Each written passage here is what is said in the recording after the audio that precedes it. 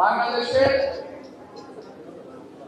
বিশেষ করে বিএনপির হাতে এই দেশের স্বাধীনতা সর্বদিনের মধ্যে, যেমন আমি সংখ্যালঘু কথাটা বললাম না, এটা আমরা বলি না।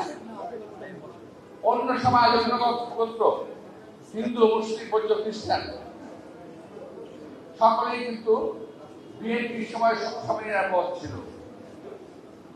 আমাদের আত্মীয় যারা বাংলাদেশে এখনো আছেন, আমার হিন্দু ভাইদের, আপনারা একটু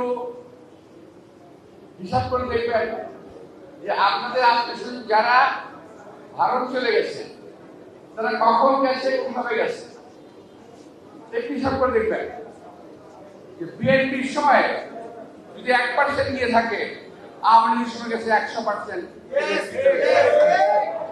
এটা আমি আমার বাস্তবতা থেকে বলছি।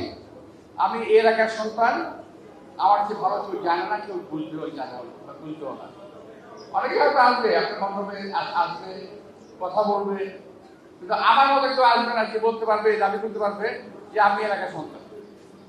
সেই হিসেবে যাদেরকে চিনতাম, জানতাম, আমার কিন্তু সব আমার সমবয়সী যারা ছিল তারা আজকে অনেকেই নাই। আর যারা নতুন আপনারা আসছেন, আপনাদের বলার জন্য বলছি, নিপীড়ন এবং বিচারণ যদি হয়ে থাকে হিন্দুদের উপর, সেটা আওয়ামী লীগের সময় হয়েছে, বিএনপির সময় নয়।